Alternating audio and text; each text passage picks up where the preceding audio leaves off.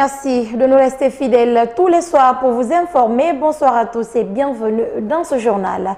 Le projet de chronogramme qui a été soumis ce vendredi à l'approbation des députés a été adopté dans une confusion totale par la majorité simple des élus du peuple. Des mandants du peuple dénoncent un dysfonctionnement dans le chronogramme. Pour la représentation nationale, la troisième législature doit prendre en compte les différentes propositions de loi faites lors des plénières. Suivez le compte rendu d'Oumasso. C'est dans une cacophonie totale que les députés se sont retrouvés pour examiner le troisième programme de la session des lois. Un tohubohui né de leur désaccord sur le contenu du projet de chronogramme. L'honorable Ben Youssouf Keita justifie le choix de son abstention par la confusion qui découle du calendrier sur le déroulement de la session. Il y avait une confusion totale. Ce qui a fait que vous avez remarqué, le groupe parlementaire RPG Arc-en-Ciel et Alliance républicaine ont voté pour. Le groupe des libéraux-démocrates a voté contre et je suis membre du groupe libéraux-démocrate, mais je me suis abstenu parce que purement et simplement, je n'ai rien compris. Autre fait déploré notamment par les honorables Ousmane Gawal Diallo et Habib Baldi, c'est le non-examen des propositions de loi soumises par certains députés à l'Assemblée nationale. Mais c'est honteux que dans la République actuelle, qu'on ne permette pas aux députés de s'exécuter de leur devoir qui est de proposer des lois pour améliorer la gouvernance dans notre pays ou d'améliorer les lois. Le fait que notre proposition de loi sur le loyer n'a pas été prise en compte dans le chronogramme, c'est quelque chose qu'il faut déplorer parce que c'est une loi sociale, ce n'est pas une proposition de loi politique comme sur la CENI, comme sur les autres institutions. Par ailleurs, les députés émettent des inquiétudes quant aux lois sur la CENI qui doivent être traitées lors de la session parlementaire. Là où on risque d'avoir des problèmes, c'est sur la CENI. La CENI, les débats vont porter sur une proposition qui vient de l'opposition, proposition qui ne rencontre pas pour le moment l'assentiment à 100% de la mouvance. S'agissant de la CENI, il faut rappeler qu'une mission de la francophonie séjourne actuellement à Conakry. Elle aura pour tâche de mettre en place une mouture qui sera acceptable des partis concernés par la mise en place de la Commission électorale nationale indépendante. L'espoir de la Guinée, un pays pétrolier, devient peu à peu une réalité. Ce vendredi, une mission de l'Office national du pétrole, accompagnée des cadres de Hyperdynamic, a visité le navire affrété pour la perforation. C'est le directeur général de l'ONAP qui a conduit la mission et la plateforme est bel et bien depuis quelques jours dans les eaux guinéennes. Les détails, c'est avec Daouda Mohamed Kamara. C'est une plateforme pétrolière dénommé Pacific Sirocco, qui a été affrété par la compagnie Hyperdynamic en partenariat avec Sapetro pour venir forer le puits dénommé Fatala. Navire ou plateforme pétrolier, tout répond à la même préoccupation. Forer pour localiser le pétrole en Guinée. Flanqué en haute mer à environ 35 km de port, cet immense appareil qui dans quelques semaines devra donner les premiers résultats de son exploration est de la dernière génération technologique. Cette plateforme est équipée de tout ce qui est nécessaire pour forer un puits. Vous avez une base vie pour l'équipage, vous avez une salle informatique pour la collecte des données du puits, pour savoir est-ce que ça va, est-ce que ça ne va pas. Et vous avez tout le dispositif sécuritaire. Comme ça, quand ça ne va pas dans le puits, vous avez un tableau avec des paramètres normatifs qui sont indiqués. Dès qu'un paramètre sort de la norme, le signal est donné, le blocage est fait afin de ramener les paramètres dans les normes pour la poursuite des travaux. C'est en 2006 que la Guinée a signé avec Hyperdynamic un contrat d'exploration et de partage de production. Ce contrat arrivé à terme sans atteindre les objectifs, une extension d'une année pour forage a été accordée aux partenaires sous sa demande. Il a demandé une extension, on lui a dit on vous donne juste 12 mois. Et 12 mois, ce n'est pas sur l'entièreté des blocs. Parce qu'il y en a qui ont tendance à dire que la présence de Hyperdynamic en Guinée empêche d'autres de venir. Nous avons globalement en offshore 22 blocs. Hyperdynamic n'occupe que 2 et pour cibler le forage. On a exigé aussi à ce que la base logistique soit ici. Contrairement au premier contrat, tout l'eau devait forer au Ghana, au niveau de Takoradi. Mais nous, on a exigé que la base logistique soit en Guinée. On a exigé la formation. On a exigé aussi des garanties financières. pour dire qu'on ne fera plus la même mise sur le jugement guinéen. Si vous vous engagez avec un plan de travail, un timing, on vous met les conditions financières à la clé. Donc si le contrat n'est pas honoré, si le timing des travaux n'est pas respecté, vous indemnisez la Guinée. Donc nous pensons qu'on a ficelé un contrat qui défendait l'intérêt de la Guinée et finalement ça a porté fruit. La plateforme est là, on peut au moins espérer le forage. Avec ce navire ou plateforme Pacific Drilling incorporé dans le Pacifique Sirocco, selon Zakaria Koulibaly, tout l'espoir est permis pour dire que, contrairement aux deux premiers puits, celui-ci sera le bon. On n'a pas voulu avoir une vieillerie qui viendrait polluer l'environnement en Guinée. On l'a visité et en dehors de la Guinée aussi, il a fait ses preuves. Il a fait une découverte au Nigeria et ailleurs. Donc il est technologiquement très bon. On a de l'espoir que cette fois-ci, ça serait le bon, mais on ne se prononce pas avec certitude parce qu'il ne faut pas défier le temps. Le navire est aussi équipé d'un transmetteur de données satellitaires et d'un hélipad pour l'atterrissage des hélicoptères. La Direction nationale de l'enfance, appuyée par le ministère de tutelle, a démarré une table ronde avec la presse ce samedi à Conakry. La rencontre s'inscrit dans le cadre de la célébration du mois de l'enfant, mais également définir et identifier les contours des thématiques à débattre, notamment celles données par l'Union africaine et les autorités guinéennes en faveur des enfants. Diao Bachir. La célébration des dates commémoratives du mois de l'enfant guinéen vise à promouvoir les droits de l'enfant à travers des plaidoyers et une forte mobilisation en direction de toutes les couches sociales. Et cette année, c'est la préfecture d'Ofria qui a été choisie pour abriter le lancement de ce mois de l'enfant. Un choix qui, selon le coordinateur de protection, n'est pas fortuit. L'égalité des chances, ça suppose qu'il faut voir en tant que structure en charge de la politique nationale, quel est le contexte national, quelles sont les localités qui sont plus affectées ou quelles sont les difficultés vécues par des enfants pendant cette période. Et c'est pour cela que nous avons choisi de faire en sorte que le mois de l'enfant soit lancé à Fria.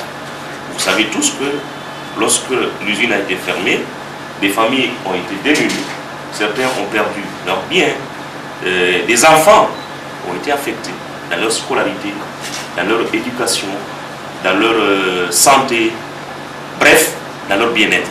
Parmi les objectifs spécifiques que se fixe la Commission communication de la Direction nationale de l'enfance figure la prévention de l'exploitation des enfants dans les mines artisanales, notamment en Haute-Guinée.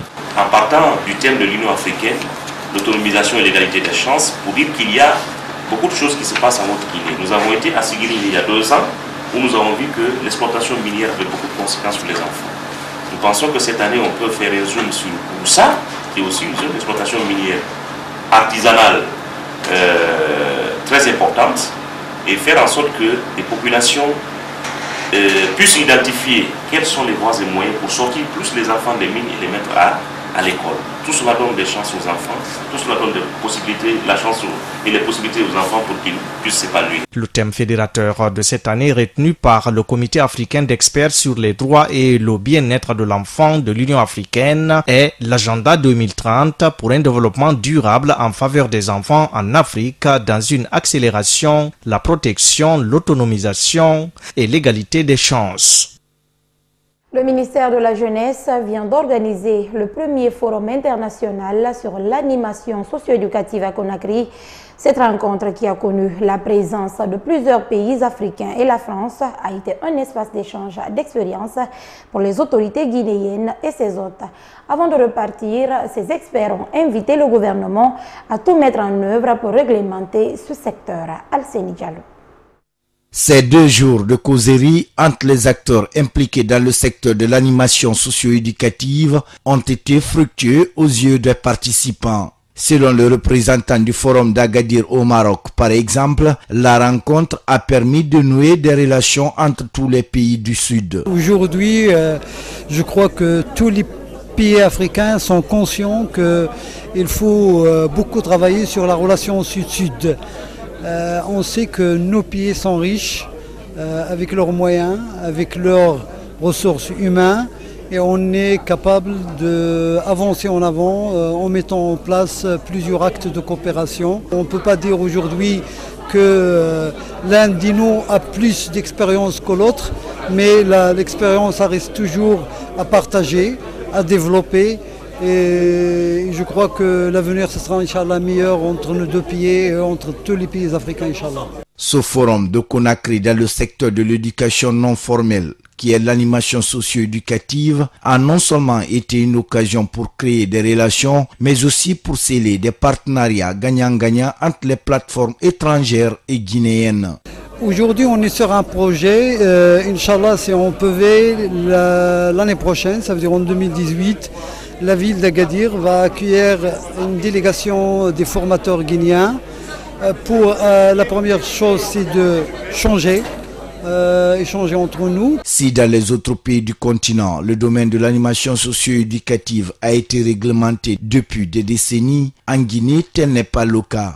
Mais avec le projet de décret déjà déposé sur la table du président de la République, ce secteur sera bientôt réglementé. Il souhaite vivement donc que ce décret qui a été mis en place, qui a été élaboré par les experts, par les acteurs, que ce décret soit pris par les plus hautes autorités donc de la République de Guinée, donc qui permettra demain d'avoir un cadre de déploiement et de réglementation qui permettront aux acteurs de comprendre effectivement comment s'y prendre dans le cadre de l'animation socio-éducative. Après ce forum, le ministère de la Jeunesse et ses partenaires entendent relancer le projet d'animation socio-éducative dans sa deuxième phase, les mois à venir. Des démembrements de la cellule Balai Citoyen ont bénéficié ce vendredi à Kindia d'un renforcement de leur capacité en gestion de processus électoral. Cette initiative vise à mettre à leur connaissance les différentes étapes du cycle électoral. C'est une action qui intervient en prélude aux élections locales. Salom Kondé. C'est pour amener les citoyens à suivre les phases du cycle électoral que cette rencontre a été initiée. C'est pourquoi le facilitateur s'est donné pour mission d'expliquer aux participants les conflits qui peuvent découler d'un processus électoral. Donc on a identifié quelques conflits à travers les phases du cycle électoral, par exemple au niveau de l'enregistrement des électeurs, au niveau du cadre juridique, la planification et la logistique, au niveau de la campagne électorale, au niveau des opérations de vote de jour J, et après les opérations de vote par rapport à la publication des résultats. Donc à toutes les étapes du cycle électoral, il peut y avoir des conflits. Cette éducation électorale constitue, selon l'administrateur de la cellule Balai Citoyen de Guinée, la meilleure façon de relever les défis dans tous les compartiments du processus électoral. Il est alors temps pour nous les acteurs non étatiques ici présents de s'approprier des connaissances fondamentales et essentielles du processus des élections en vue de permettre le repositionnement, la synergie, la concertation des acteurs de la société civile, gendarmes de contrôle citoyen de l'action publique pour plus de transparence dans la gestion de la chose publique et pour plus d'amélioration des conditions de vie de nos citoyens à la base à travers sa crédibilisation. Après avoir rappelé les contextes difficiles dans lesquels les élections locales se préparent, Madame le gouverneur de Kindia a précisé que cet apprentissage électoral doit amener les jeunes et les femmes à changer de comportement. C'est que les prochaines élections soient plus apaisées, qu'ils n'acceptent plus d'être manipulés, qu'ils sachent que le pays là leur appartient. C'est à eux de construire, de corriger les erreurs déjà commises par leurs prédécesseurs et vraiment d'accepter de prendre le pays en main. Après cette phase de formation, suivra l'installation des comités de veille préfectoraux dans les jours à venir.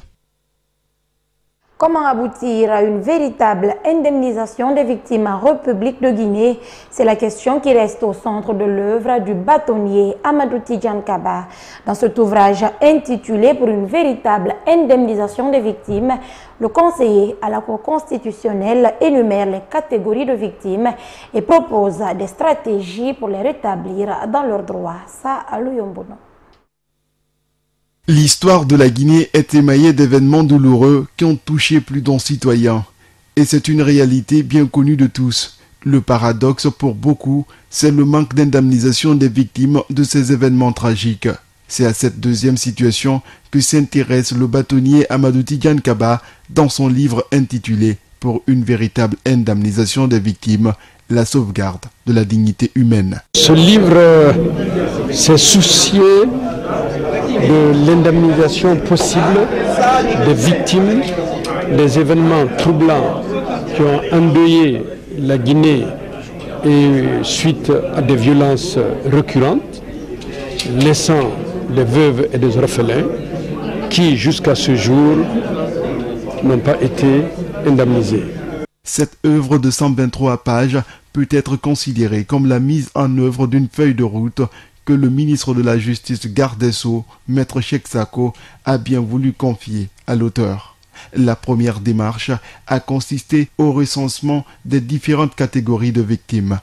Les catégories de victimes, ce sont des gens qui ont été très touchés dans leur chair, des gens qui sont victimes de violences sexuelles, des gens, des victimes qui sont décédées et dont les ayants droit vont devoir hériter à leur place. En exécutant cette mission, un autre problème surgit et suscite plusieurs interrogations. Le problème aussi récurrent aujourd'hui, c'est qu'énormément de gens qui sont auteurs des actes les plus horribles occupent les pavés des pouvoirs et ce qui dérange une bonne partie des gens. Et la question qu'on peut poser également, est-ce qu'on peut juger tout le monde? Peut-on intégrer dans le système judiciaire guinéen le mécanisme de la justice traditionnelle? Parlant de propositions d'indemnisation, Amadou Tidiane Kaba explique. Il y a des différents types de réparation, la réhabilitation, la compensation, l'épanouissement, la réinsertion, etc. Et aussi le dernier modèle d'indemnisation, c'est les deux modèles d'indemnisation auxquels je me suis référé. C'est l'indemnisation qui a été adoptée en Afrique du Sud et au Mali. Comme pour beaucoup d'ailleurs, le conseiller à la Cour constitutionnelle n'occulte pas dans cette affaire la responsabilité de l'État. D'une œuvre à une autre, la célébration du 54e anniversaire de l'Organisation de l'Unité africaine a été marquée aussi en Guinée par des conférences-débats sur le panafricanisme. À cette occasion, un jeune écrivain guinéen a profité de ces moments pour présenter à l'opinion ses deux romans, des ouvrages qui corroborent avec le panafricanisme. Bama Madolfa. Le monde de la culture guinéenne n'est pas resté en marge cette année à la célébration de la journée de l'Afrique. Vu que Conakry abrite l'événement capital mondial du livre 2017, Alseni Thiam, économiste de formation et écrivain, a présenté son premier roman qui s'intitule La mélodie de mon âme. En fait, c'est avant tout un hymne à l'Afrique et un hymne à la modernité, à l'Afrique, une Afrique qui sort de son cadran, qui sort de ce côté individualiste et qui essaye de fédérer les pays africains. Et c'était un peu des poèmes qui touchaient à différentes activités, à différents thèmes, notamment la solitude, l'enfance et aussi des crises politiques dont je parle, dont j'ai un poème qui s'intitulait Manifestation ensanglantée, qui parlait de la crise du 28 septembre au Stade, où j'essayais de mettre une violente critique des autorités en place. Ça, c'était en 2010. Et son second ouvrage, L'arme d'Afrique, lui parle du panafricanisme et des maux dont souffrent les fils du continent noir. L'arme d'Afrique.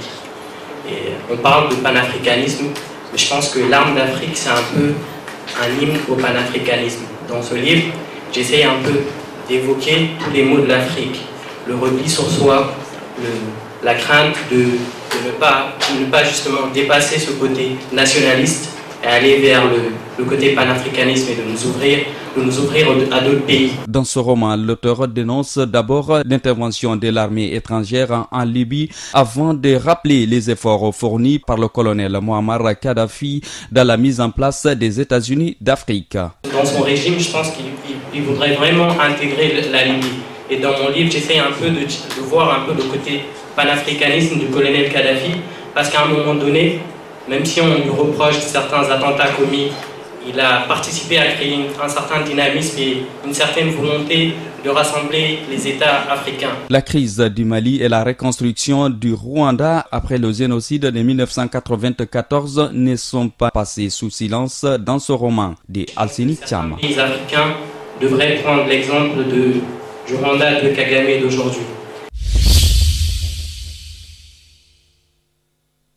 En Égypte, des milliers de personnes ont assisté aux funérailles de 29 chrétiens coptes victimes hier d'une attaque qui a d'ailleurs été revendiquée par le groupe État islamique.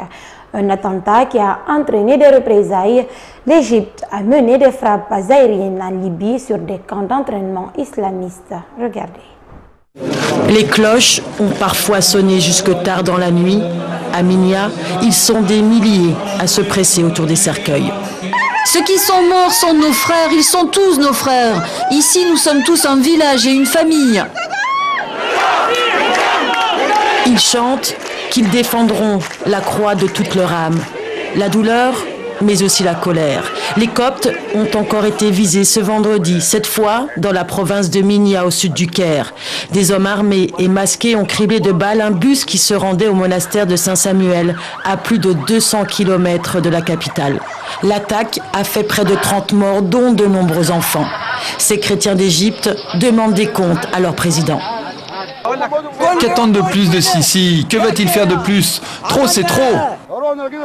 Réponse d'Al-Sisi, des raids en Libye voisine. Les forces égyptiennes ont frappé des camps d'entraînement djihadistes à Derna.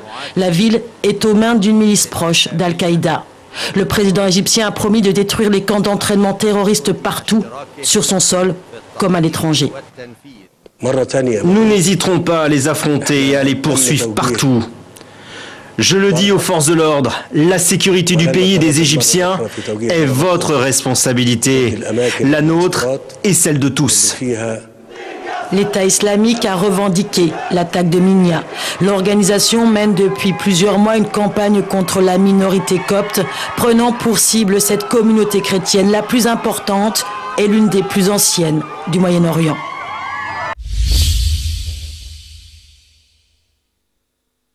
Au Royaume-Uni, la première ministre Theresa May a rabaissé le niveau d'alerte terroriste. De critique, il est devenu grave, ce qui signifie qu'un prochain attentat est très probable, mais non plus imminent. Quelques jours à peine après l'attentat meurtrier de Manchester, la police britannique a mené ce matin 2 nouvelles arrestations. Désormais, ce sont 11 suspects qui sont placés en garde à vue. Suivez.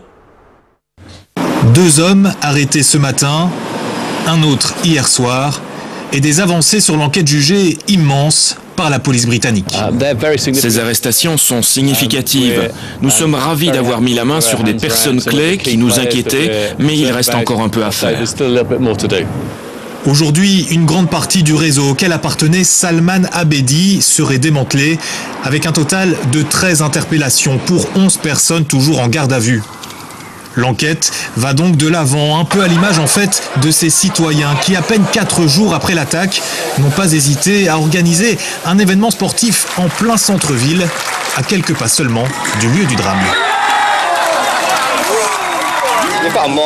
Vous devez faire le deuil de ce qui s'est passé, mais après, vous devez avancer. Regardez, c'est génial.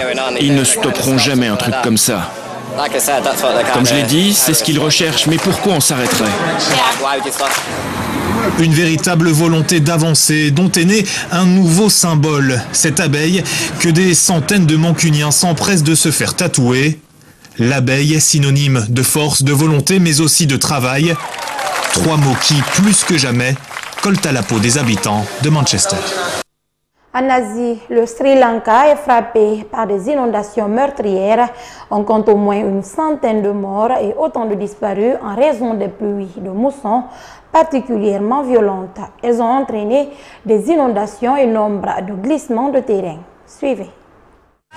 Une scène mortifère. Sous cette boue, cette pelleteuse cherche des corps. Peu de chances d'en retrouver des vivants. Toutes les personnes autour regardent cette opération de secours fébrile. Certains sont anéantis, ils ont conscience qu'ils ont peut-être perdu l'un des leurs. Il y a quelques heures encore, il y avait des maisons ici, des familles, une vie. Désormais, il n'y a plus qu'une montagne de boue. Le résultat d'une mousson d'une rare intensité, des pluies incessantes, violentes, meurtrières, pendant des jours et des jours. 20 000 personnes ont dû être évacuées dans le sud du Sri Lanka et plusieurs parties ouest du pays. Des villes inondées, des rues noyées sous les eaux. Notre maison entière est sous l'eau, la cuisine a été balayée et tous nos biens sont détruits. 230 000 personnes ont dû être évacuées dans le sud du Sri Lanka et dans l'ouest du pays. Des milliers de militaires ont été déployés dans les zones sinistrées pour porter secours. Mais il est parfois trop tard. Le bilan est déjà dramatique. 91 morts et plus d'une centaine de portées disparues. Une tendance en Chine, de plus en plus de couples se marient en groupe, des mariages collectifs pour des raisons aussi de coûts nettement plus abordables qu'un mariage ordinaire, que ce mariage soit traditionnel ou à la mode occidentale. Regardez. Rouge, la couleur de l'amour et du bonheur. Normal, nous sommes à l'un des plus grands mariages de la saison, un mariage de masse, réunissant 50 couples dans la ville de Zhoufan. Nous affronterons ensemble les difficultés de la vie, la prospérité comme la pauvreté. Nous partagerons le bonheur ou le malheur. Et nous serons ensemble pour la vie.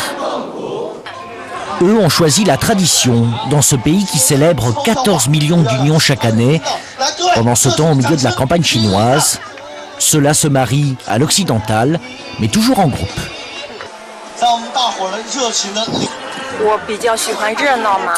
Je suis heureuse de me retrouver parmi tous ces gens et de fêter ce jour si important avec eux. Tout ici a été organisé et financé par la province de Anhui, à l'est de la Chine, pour promouvoir le mariage, même cette balade, en montgolfière. Alors qu'en Chine, le nombre de divorces décolle, eux s'envolent pour une nouvelle vie. C'est cet élément qui met fin à ce journal. Merci à tous de l'avoir suivi. Bonne suite de programme chez vous. Au revoir.